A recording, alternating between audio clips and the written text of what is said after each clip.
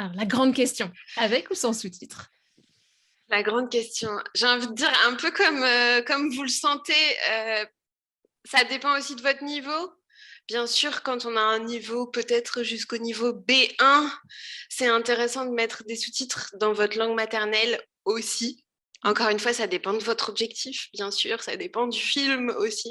Et il y a des films où il y a un peu moins de dialogue, alors peut-être qu'on peut essayer de se forcer, ou peut-être un épisode de série de 15-20 minutes. Est-ce que c'est pas intéressant d'enlever les sous-titres ou de mettre les sous-titres en français? Ça dépend vraiment de vous. Et à partir du niveau B2, là, on peut enlever les sous-titres quand on est en forme, remettre les sous-titres si on est un peu fatigué. Et aussi, il y a un super outil que j'aime bien conseiller à mes apprenants. C'est un plugin que tu peux installer sur ton ordinateur. Ça s'appelle Language Reactor. Et tu peux l'utiliser sur Netflix, Disney+, YouTube. Et ça permet d'avoir les sous-titres dans les deux langues. Et ça, c'est un peu le paradis pour certains. Ouais, je sais que moi j'ai une approche, ça dépend aussi de la langue. Par exemple, c'est vrai que quand je regarde un film en espagnol ou en japonais, c'est pas la même histoire. Le sous-titre en japonais, je suis pas capable de le lire. Je commence maintenant à reconnaître certaines choses, donc c'est vrai que ça, c'est carrément pas une option. Maintenant, avec Language Reactor, d'avoir les deux, ça marche, mais ça fait beaucoup de texte à lire. Donc, des fois, ton cerveau, il ne sait plus lequel lire. C'est vraiment très personnel, selon la relation. Je sais que moi, j'ai plutôt entraîné mes yeux à ne pas lire les sous-titres. Parce qu'en fait, ça, c'est un réflexe qu'on a. On voit un truc sur l'écran, on veut le lire. Mais tu peux aussi entraîner tes yeux à juste rester vers le haut de l'écran et à aller regarder le sous-titre quand toi, tu le décides, quand tu as besoin. Et ça me permet de ne pas m'embêter à mettre le sous-titre, enlever le sous-titre, mettre le sous-titre, enlever le sous-titre. Ils sont là en permanence et je les regarde ou je ne les regarde pas selon ma compréhension.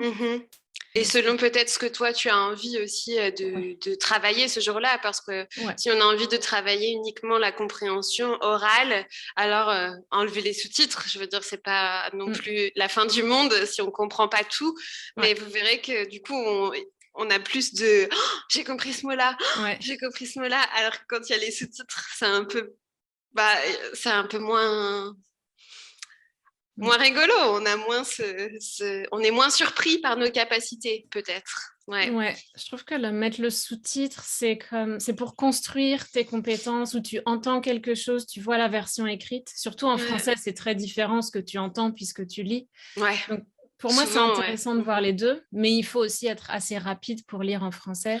C'est ça dépend vraiment de ce que tu vas faire. Si tu te dis, bon, je regarde les 10 premières minutes du film et mon objectif, c'est que de faire ça, ou si tu te dis, bon, je suis dans mon canapé avec mes pop-corn et je regarde le film en entier, c'est un peu différent l'approche que tu vas avoir. Mais c'est intéressant l'histoire de la graphie des sous-titres, parce que c'est aussi... c'est aussi peut-être un autre objectif qui peut aider à travailler justement la lecture, non? De les entendre prononcer et de voir en même temps les graphismes, l'orthographe, comment c'est écrit. Exactement.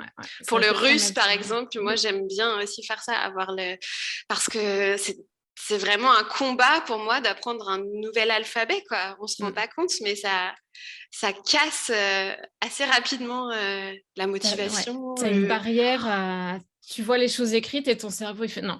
Là, non. C'est ça.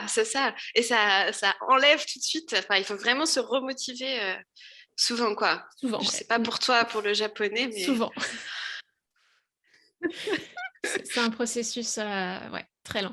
Très différent d'une langue latine ou d'une langue...